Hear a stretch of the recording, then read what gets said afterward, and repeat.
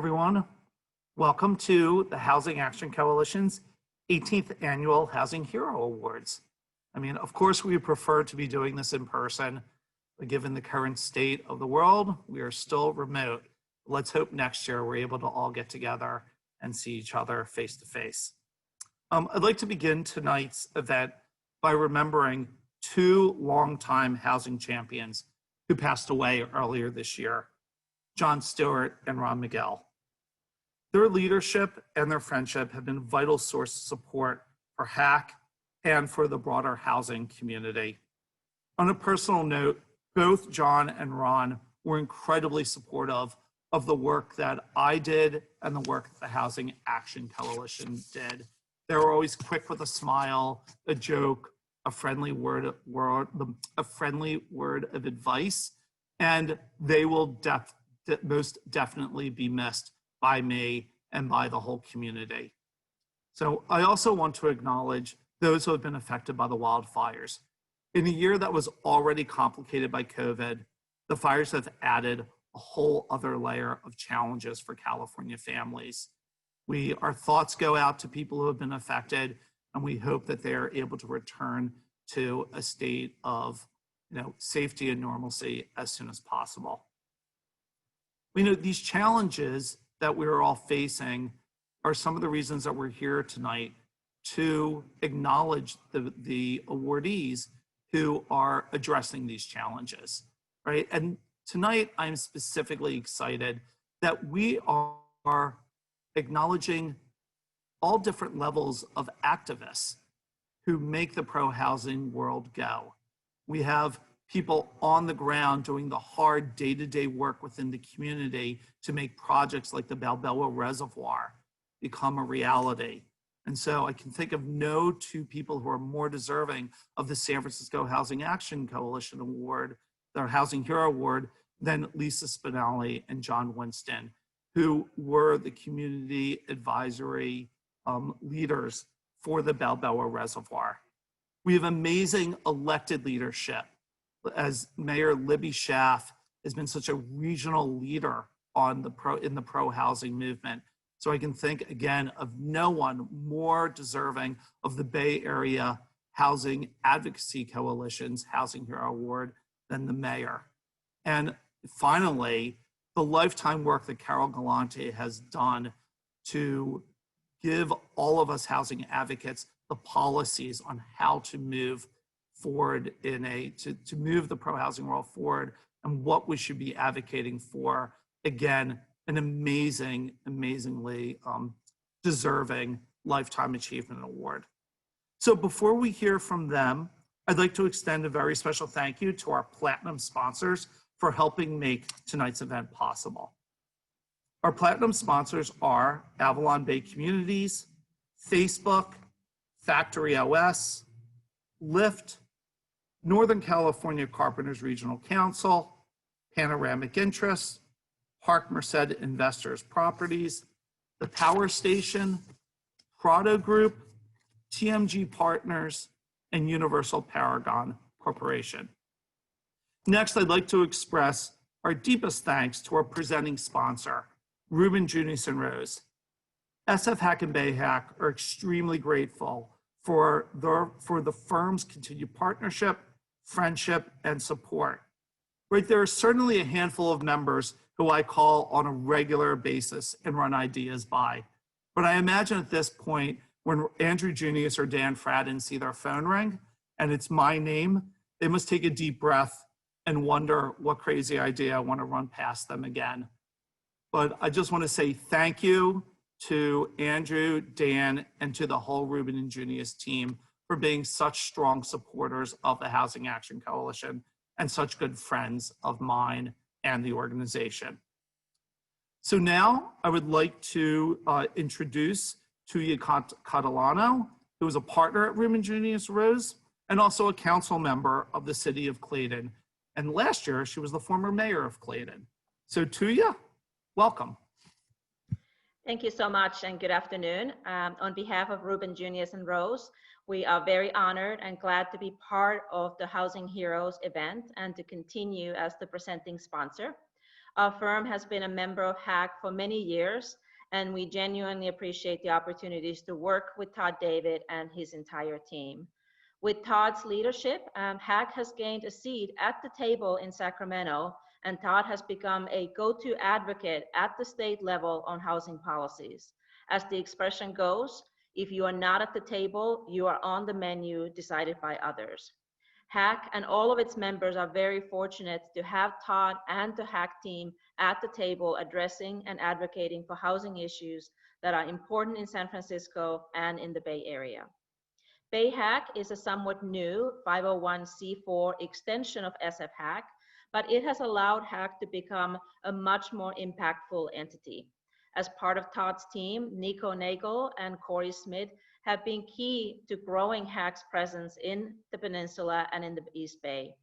Housing is not just a San Francisco issue, but one that involves the entire Bay Area, as all of us are more or less connected via transit and workplaces.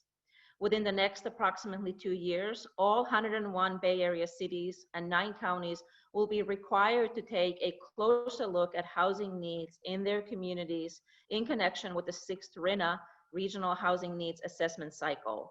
If housing and discussions about housing were not already a priority in some Bay Area cities, with the upcoming RHNA process and the need for all of the cities to update their housing elements, housing will certainly be an important topic during the next few years. The Bay Area housing crisis was not created overnight, and none of us alone are going to fix it, and none of us are going to fix it at once. Tonight's honorees highlight the fact that we need all of us working in different roles and from varying perspectives to work together if we truly want to address the housing crisis in the Bay Area and in California. All of us at Rubin, Junius & Rose are very happy to be part of tonight's recognition of individuals who've had a positive impact in creating new housing at all affordability levels, and we offer our congratulations to the honorees.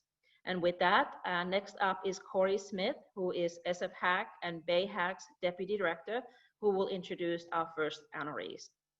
Thank you. Thank you so much, Tuya. It is now my honor to present our first Housing Hero Awards to Lisa Spinali and John Winston, the 2 chairs of the Balboa Reservoir Community Advisory Committee. I started attending the Balboa Reservoir CAC meetings back in 2016 when Lisa was chair, and I was immediately struck by her thoughtfulness and determination to create consensus around a complicated proposal. When John replaced her as chair a few years later, he brought the same high-level professionalism and vision that helped his predecessor succeed. Thank you both for making the Balboa Reservoir project and the city of San Francisco much better. I'm delighted to award this year's San Francisco Housing Action Coalition Housing Hero Awards to Lisa and John. Congratulations.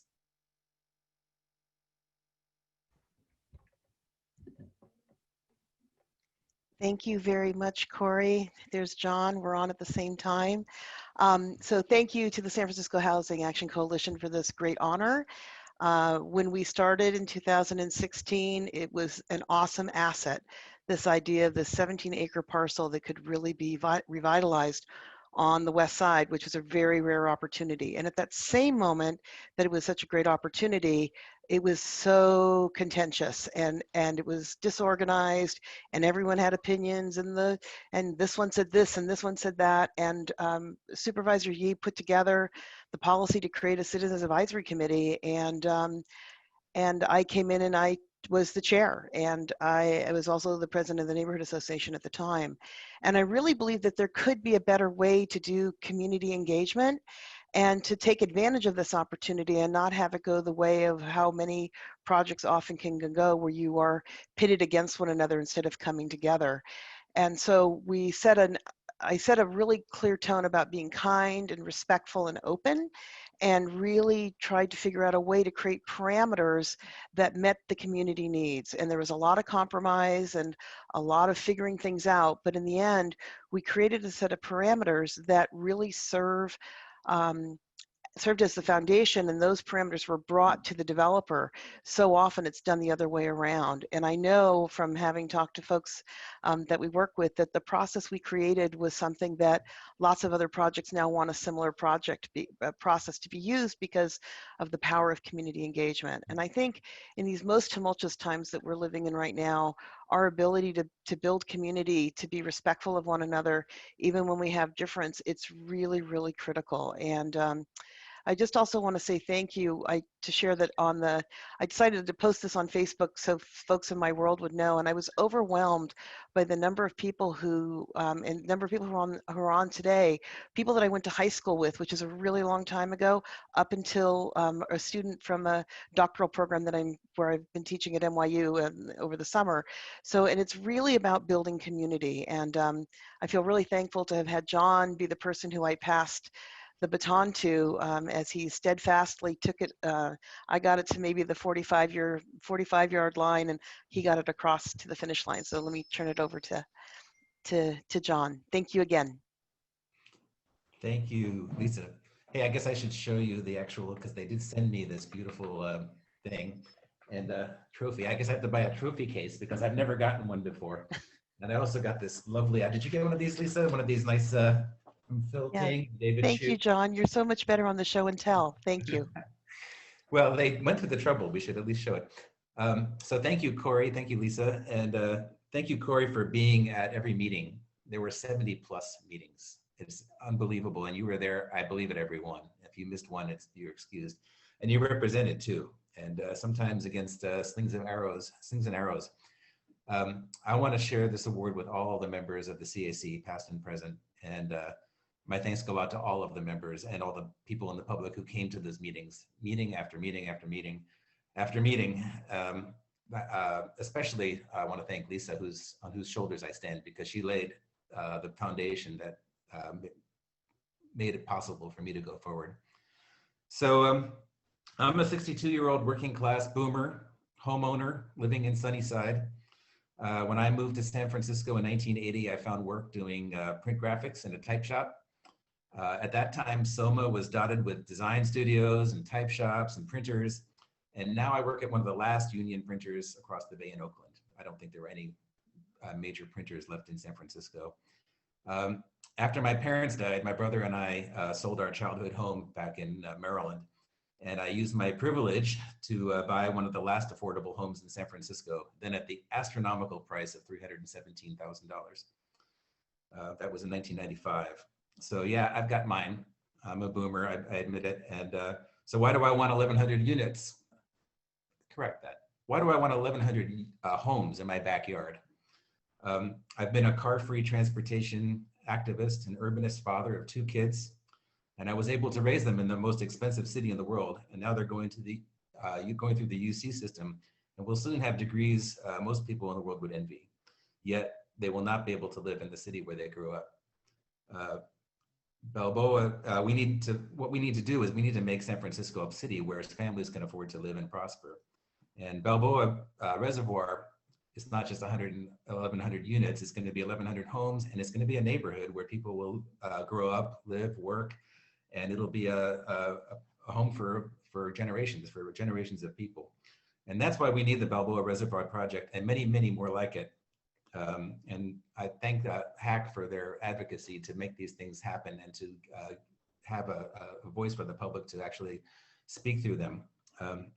One more thing, I believe that a good land use policy is intertwined with good transportation policy. And the CAC is going to continue its work until July, even though the entitlements have gone through. So I want to use some of that time working with the Board of Supervisors, the mayor, and SFMTA to create a transportation plan in the area that will actually make this community work on all levels.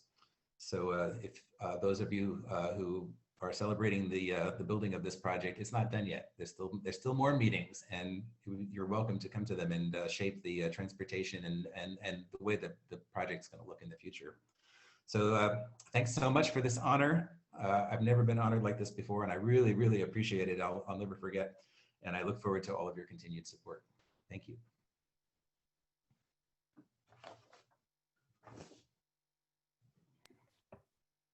Thank you both. And now we are joined by Tamika Moss of All Home to introduce our next honoree. All Home is an organization working on regional solutions to homelessness, and Tamika is the current board chair of SPUR. Welcome. Thank you so much, Corey. And it's my honor to introduce the next awardee. You know, I think that Mayor Schaaf epitomizes the definition of housing shero. And it really isn't just because she is a native Oaklander who has been leading this city for the last 6+ years on ensuring housing justice for all Oakland residents. It's also because she is a regionalist. She understands the importance of making sure that housing is not just about units and dwellings. It's about fulfilling the fundamental right and human dignity for the residents across this region. And I have had the amazing pleasure of working very closely with Mayor Schaaf in creating the very first Oakland housing plan, her 1717 plan that really put a stake in the ground about preserving and protecting and producing housing for everyone who needs it. And whether it is her leadership on MTC and making sure that the Bay Area Housing and Financing Authority is moving forward, or BAFA, or whether or not it's her leadership on the governor's homelessness task force. Mayor Schaaf doesn't just talk about housing. She is unapologetic. She is a leader in making sure that we make a commitment to housing, and frankly, not just making sure housing is a priority, but recognizing the underlying structural racism that prevents housing from being accessible to all of those who need it. And I am so thrilled that you all understand how incredible this amazing leader is, and acknowledging her as a housing shero, because she is one of my sheroes. So Mayor Schaaf, congratulations. It's my pleasure to introduce you. Oh, thank you so much, Tamika. Talk about unapologetic. I unapologetically tell you I love you. You are just one of the most amazing human beings and bright lights that any of us has the pleasure to know. You know, I was reflecting on this, and I feel like 2020 was the year that people forgot about the housing crisis. It's true, there was a lot of competing material. It feels like it was several lifetimes ago, but it was only February of 2020 that our governor, Gavin Newsom, dedicated his entire State of the State address to the housing crisis and homelessness. And yet it feels like that has been forgotten amid the panic of this pandemic, as well as the racial reckoning that was long overdue in this country and right here in the Bay Area. And yet, housing is at the core of both these things. When we look at the pandemic, who has been hurt worst? It's those who are housing insecure. It is our unsheltered neighbors. It is our Latinx families that are living in overcrowded conditions. This health crisis has been exacerbated and made more unjust and disparate because of the housing crisis. When we look at the calls, the demands for racial justice, we know that it stems in policies that go beyond just police abuse. We know that it goes back to redlining and exclusionary zoning. And, you know, John beautifully held up his award. And John and Lisa, you are lovely. I'm honored to be in a program with the two of you. But I brought my prop, The Color of Law. If anyone hasn't read this yet, to see the connection between our housing policies and racism, please avail yourself. So with that, I just really thank SFHAC, all the incredible work you do, the advocacy that you do, and the fact that you have not forgotten that housing and housing security is at the core and connected to everything that has plagued us in the year 2020. With that, I thank you. I'm looking forward to my conversation with Todd, and just honored to be amongst these other housing heroes.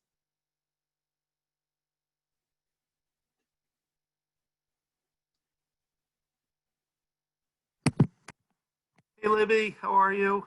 I'm good, Todd. How are you? I am well. Thank you so much for joining us tonight. We really appreciate it.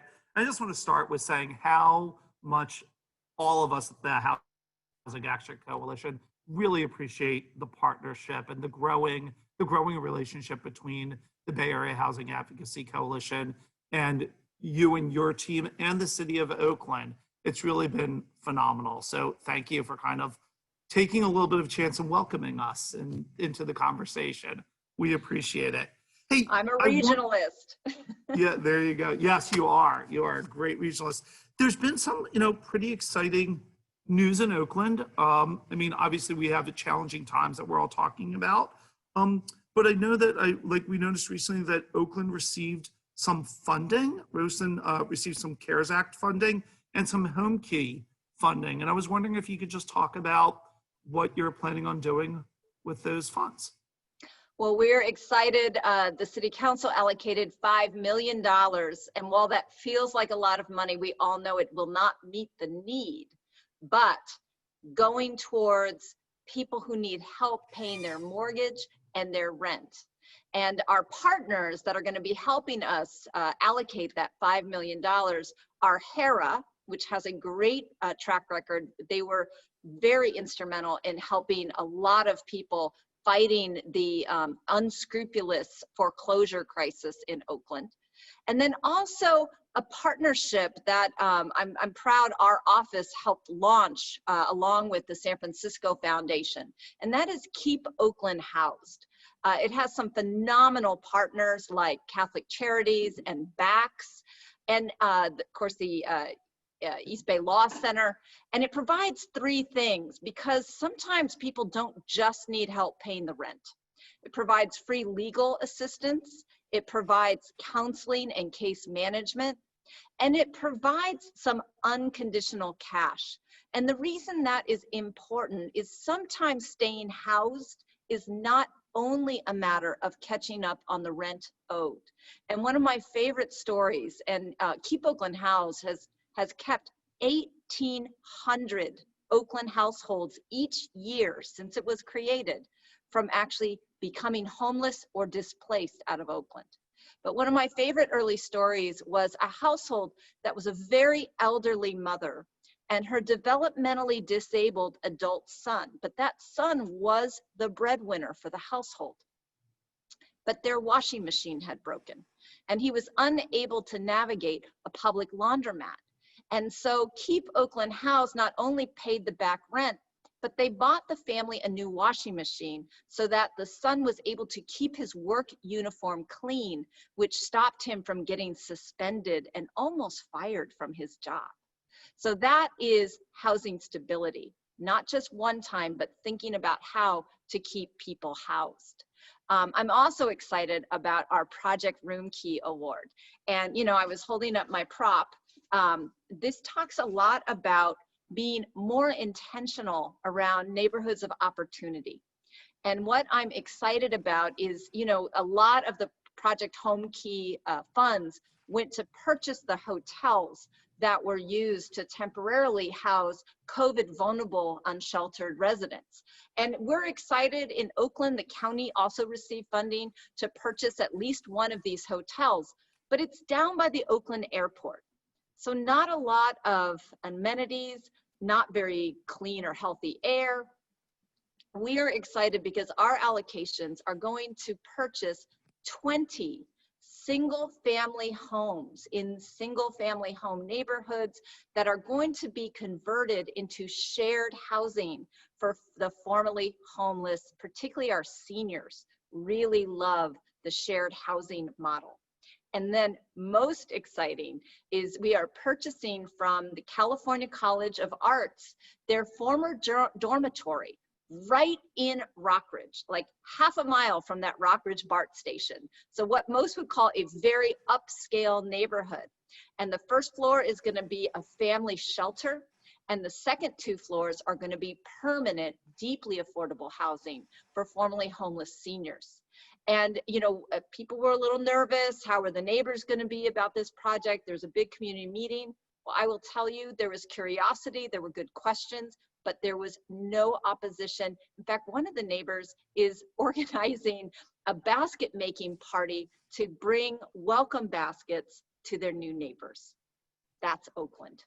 That is amazing. That is a great story. Wow, that's awesome. We are, that is a project that we are following very closely. We are rolling up our sleeves and trying to do our advocacy on behalf of it. So we are excited to continue to work with you and your team and with the Oakland community to welcome new neighbors into that community.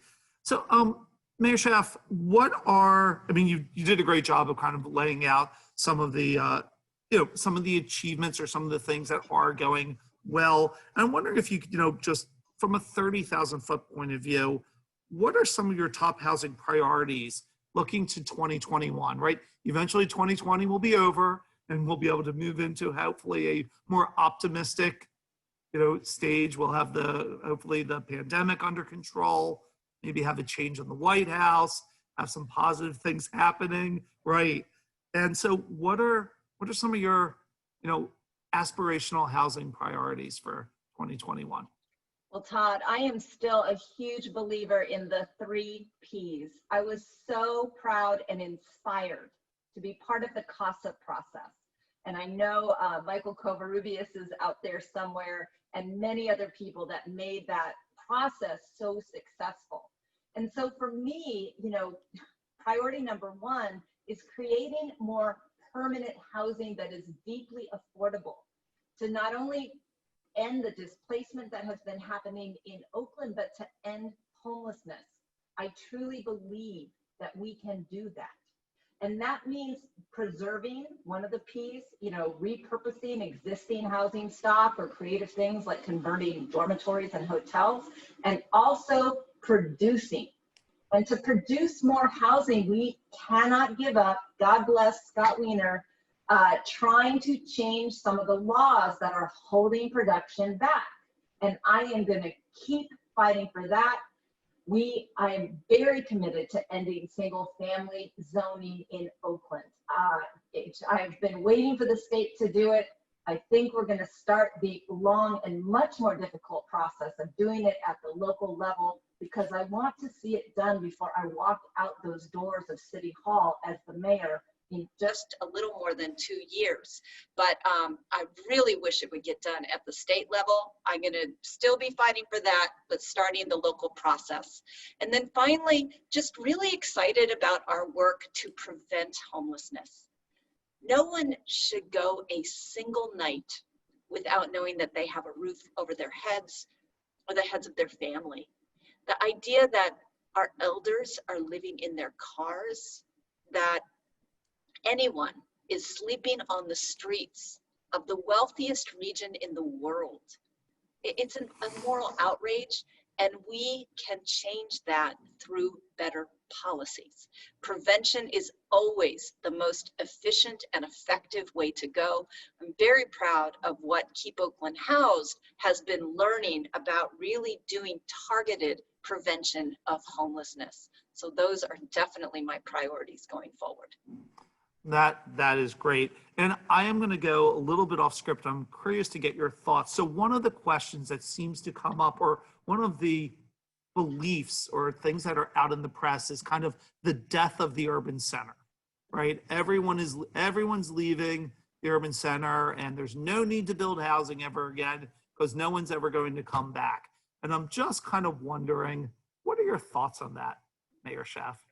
I don't think so. I think people are so hungry for human company.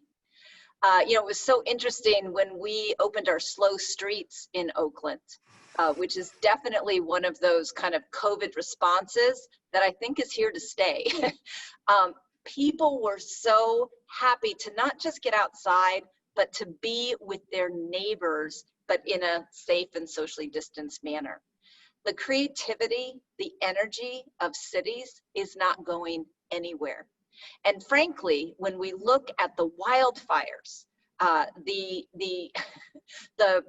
vulnerability of housing people out, away from services and resources, I really think we need to rethink how we not just plan regions, but whole states based on the very real threat of climate change. Like, it is no longer a future threat, it is here.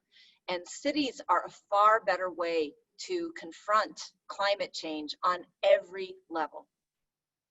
In San Francisco, we followed your lead in Oakland and got to slow streets a little bit behind Oakland, and they have been a phenomenal success. In my neighborhood of Noe Valley, Sanchez Street is a slow street, and people congregate, socially distant, congregate. There sometimes are, bands playing in people's driveways. And I don't know if Oakland is doing this, we've also in San Francisco are doing shared spaces where there's outdoor restaurants. So when you are outdoor seating, so if you walk through the Castro neighborhood, is more street activity than there was before the pandemic. It's like the neighborhoods are coming alive again from these outdoor spaces. And I could not agree with you more that people are going to be hungry for the energy and excitement, diversity and creativity of urban centers. And I think that the death of the urban center has been greatly exaggerated. Libby, thank you so much for everything you do, for your leadership on this issue in Oakland and regionally. And I know you said, like, God bless Scott Wiener. I think that is actually the unofficial slogan of the Housing Action Coalition. When we walk in the door, we have a little sign that says, God bless Scott Wiener. So thank you very much. Good to see you. Yeah. Good to see you, Todd. Thank you so much for your partnership. It's been great working with you. Lots more ahead. Lots more ahead. Thank you so much, Libby. And so I just want to take a minute, and I did see a couple of people pop into the event this evening, and I just want to recognize them. I saw State Senator Nancy Skinner sign in, and so Senator Skinner, thank you for all of the amazing work that you do on behalf of the region in Sacramento. You are truly a champion and a past housing hero. And I also saw former Planning Commissioner President and current District 7 Supervisor candidate Myrna Melgar join us. So I want to welcome Myrna also. So welcome Myrna and welcome Nancy. Now I am going to turn over the program to Michael Covarrubias, who is one of the muckety, or maybe the chief muckety muck at TMG Partners. Michael, welcome. And I know that you have a wonderful introduction for our next, for our lifetime housing hero. Good to see you, Michael. Yeah, thanks. Good to see you, Paul. Oh, got to get this out of the way early. I hate Zoom.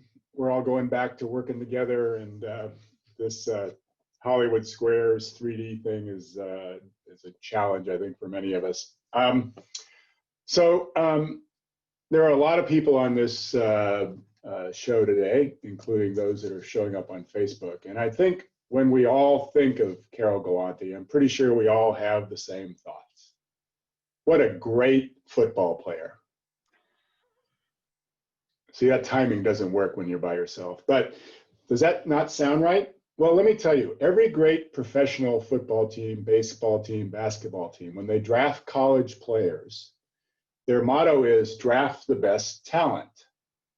In football, they just don't say, I need that linebacker or that safety or that running back. They pick great talent, and then they will learn the position and perform at the highest level. So I've known and worked with Carol for some 30 years. And the one thing I've seen time after time after time is she really can't hold a job. See, there's that moment of timing again. But she started her career in the city of Hayward in the planning department and economic growth area. And then she was hired away by Don Terner and Rick Holliday to be the development czar at a new little startup nonprofit called Bridge Housing. She ran the development side of that business, which is where I first met her. And then when Don's untimely passing, they smartly chose to make her the chief executive officer. Then after that, she took bridge housing to a level that gained national importance, became the most active nonprofit home builder in California and beyond, and was the star of that industry when a fellow named Obama said, I think we can use that talent in Washington, D.C.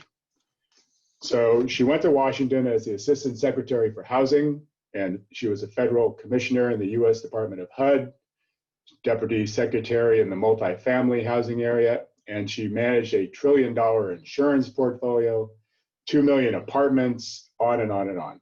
Stuff she'd probably never done before, but her talent came through. So after 5 years of doing that, she came back to California. And this time she went into education. She's the Donald Terner Distinguished Professor in Affordable Housing and Urban Policy. And she's the faculty director of the Terner Center for Innovation. She also co-chairs the Policy Advisory Board of the Fisher Center of Real Estate and Urban Economics. And she serves on the advisory board of Factory OS, which is an innovative new company changing how we build housing, and it's a for-profit company. So squaring off the circle with all those different types of activities. She's had numerous volunteer leadership positions at federal and state level. She's received numbers of awards from industries and academics for leadership.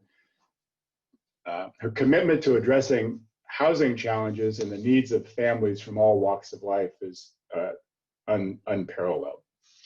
On a personal note, through the Terner Center, as you heard, I had the opportunity to co-chair the CASA activity. And along with Libby Schaaf and Tamika, we're getting the band back together today, she was able to provide objective information and reports that made a big difference in what we were able to negotiate with that process. She holds a master's degree from Berkeley and a Bachelor of Arts from Ohio Wesleyan. And in summary, Carol is a great football player. She's a true friend to many of us. She unquestionably deserves this recognition, even if she can't hold the job. So please welcome my dear friend, Carol Gallante. Thank you, Michael. And yes, I still love you. I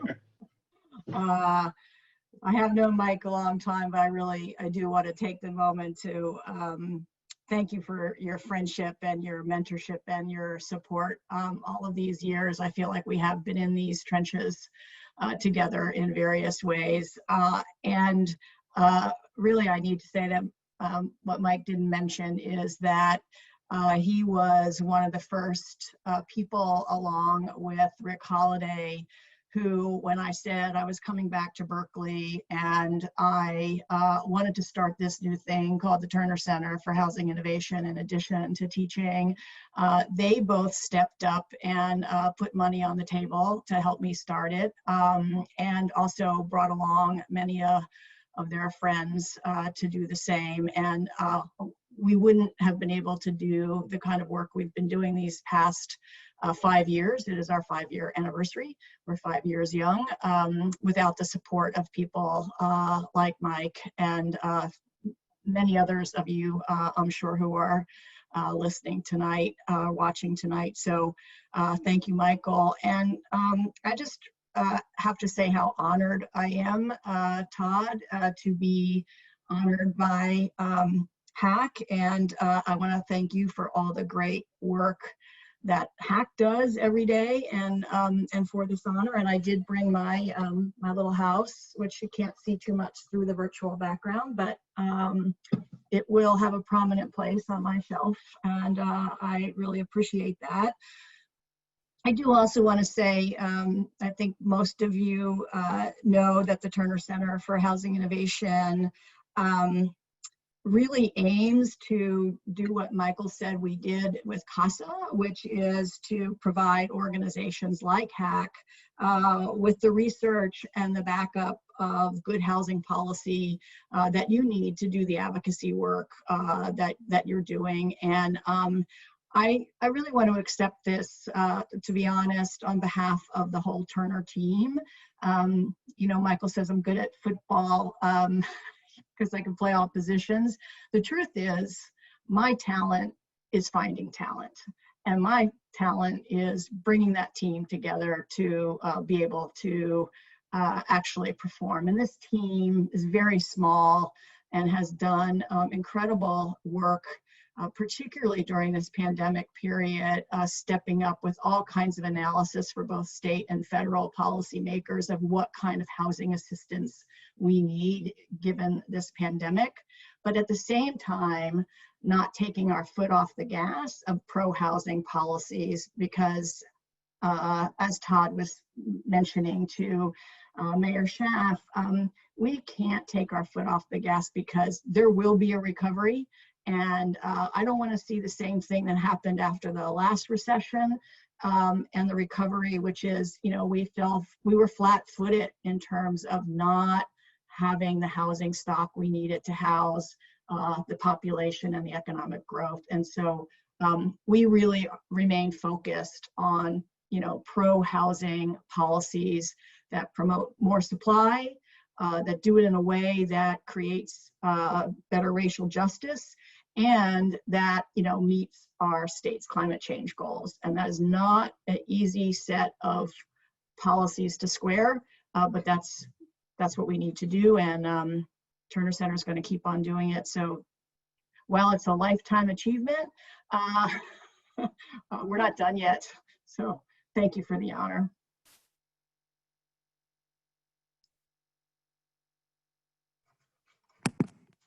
Carol, congratulations. Obviously, you know, very deserving for the work that you've done. Let me just start by saying, like, thank you for making our job easier. We don't have to go out and wonder what policies we should be supporting. We can just look at what the Terner Center is telling us to go advocate for. And so that is great. So let me just start by saying thank you for making our job a little bit easier from a policy point of view. I'm curious, looking as you know, I don't think it's a big secret, right? 2020 from a legislative point of view for housing, it's been disappointing, right? And there's lots of reasons that, you know, lots of understandable reasons why we probably weren't able to make too much progress this year. But, you know, I like to think like that we have another year ahead of us, and that we can be, I think it can be realistic and hopeful that we can do better in 2021. So I'm curious, what would you like to see us tackle legislatively from a policy point of view in 2021? What are you going to be prioritizing? Well, I would say this time, I think there were a number of measures that were worthy that didn't get through this last cycle, including the kinds of you know, opening up single-family zoning, as Mayor Schaaf mentioned, use of commercial zones more intensively for housing. You know, those kinds of measures, and I think they'll be back, and I think they're important to support. But I think where my head is twofold. One, this really just hit me, I must say, when I heard the governor talking about the cars, you know, all electric cars by a certain year. That sounded pretty far out there to me. And I could almost feel many people saying, well, great, that's going to solve our climate change problems.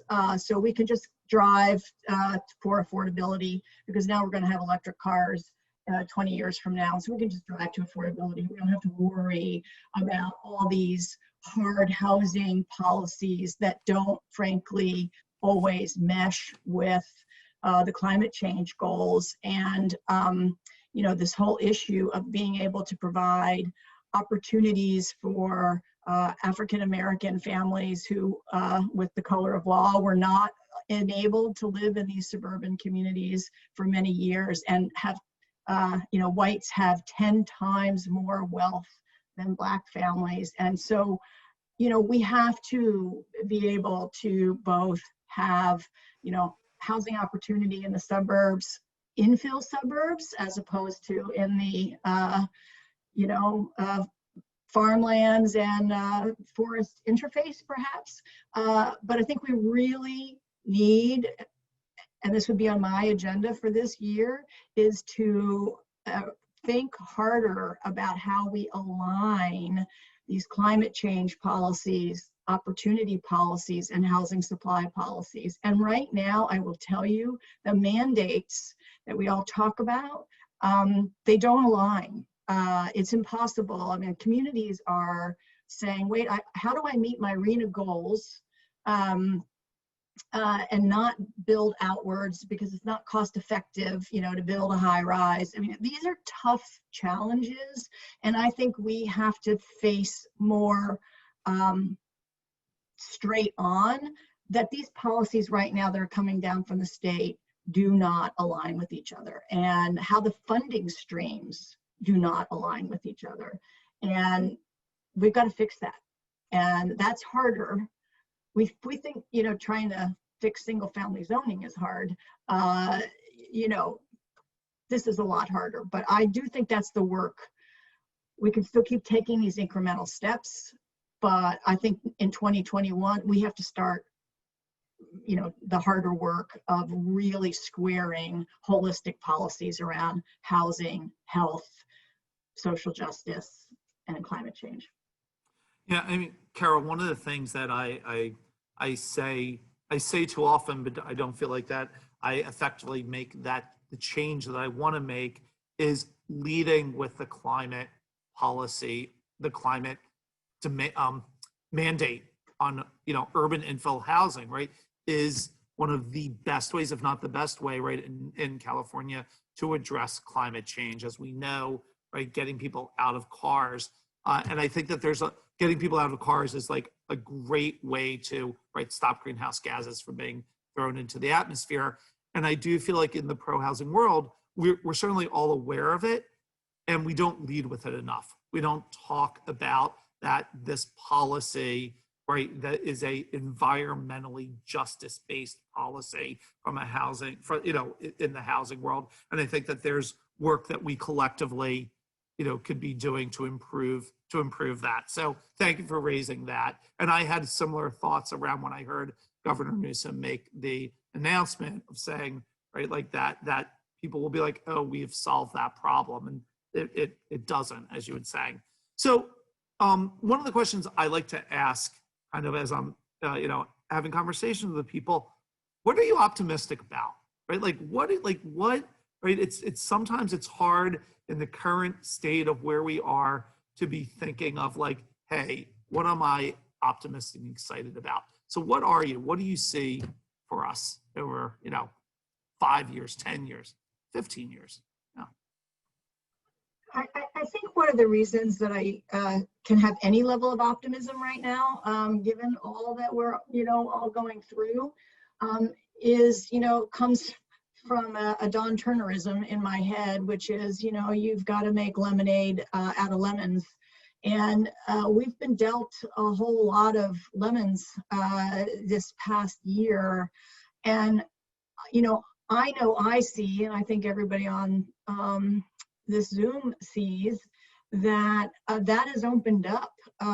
It has so exposed some of what Mayor Schaaf was talking about. It's so exposed the inequities in our society, so exposed the, you know, racial injustices in our societies. Again, not that we didn't know that they were there. The wildfires have so exposed our climate change challenges that sometimes you need, you know, those wake-up calls to really change behavior, change hearts and minds. And you know, I think the Black Lives Matter movement is showing us that we have. I was just going to say we've reached a tipping point. I think we've tipped. You know, I think many of us get it and are going to work and give up some privilege and, you know, all of these things in a way that was not possible. You know, prior to the murder of George Floyd. And so we've got to take that momentum that's coming out of both the pandemic, the wildfires, and Black Lives Matter, and we have to capitalize on that to make positive change moving forward. And I think that momentum is there, to say nothing of again, crossing the fingers, perhaps an electoral change. Yeah, and I mean, and think about an electoral change, what financing opportunities that might present to the affordable housing world with a regime change in Washington, D.C. Well, Carol, I want to just, again, thank you. I want to thank your whole team. We get to work with David and with Ben on a fairly regular basis. They are wonderful. Your whole team is wonderful. And, please let us know how we can help you in your work also, because as I said, you certainly help us in our work every day. So thank you. And again, congratulations on the award. Cannot think of anyone more deserving than you. Thank you. Thanks for the partnership. My pleasure. My pleasure. And so I want to just thank everyone again for joining us for the 18th Annual Housing Hero Award. We promised we were going to try to keep this to an hour, as we think that everyone is probably zoomed out from being on Zoom for the last 8 months. And so I also want to acknowledge and thank Assembly members David Hsu and Phil Ting. They have sent our awardees certificates honoring them. And so I want to thank Phil and David for their partnership and the work that they do in Sacramento on behalf of the pro-housing world. And I think there's been this theme tonight where, let's be honest, 2020 has been a challenging year for all of us, right? On every level. But hearing from our remarkable honorees, right, I feel, and I think we all can feel very optimistic about the future, not just for San Francisco, not just for the Bay Area, and not just for the housing world. I think that there is, an opportunity for a sea change in all of that and for our country. And I look forward to, I sit here today more optimistic about the future of all of the above. And I think that we are going to see some really positive changes. And we're going to see some amazing legislative moves forward in Sacramento and I believe in Washington, D.C. So I'd like to close with another special thanks to all of our sponsors, and especially our presenting sponsor, Ruben, Janice, and Rose. And thank you to all of HAC's members. I often say at these events that, and it remains to be true, that I have the best job in the world. I get to wake up every morning and be excited to go fight the good fight on behalf of equity, on behalf of inclusiveness, and I get to really sharpen my righteous indignation, and let it kind of flow. And so because of the support that you as members give the Housing Action Coalition, I'm able to do that work, and our whole team, our growing team, is able to do that work. So we thank you for your partnership, and hope everyone has a good evening. Go home and watch, or not go home, you probably are home. Go watch the vice presidential debate and have a great remainder of the evening. Good night.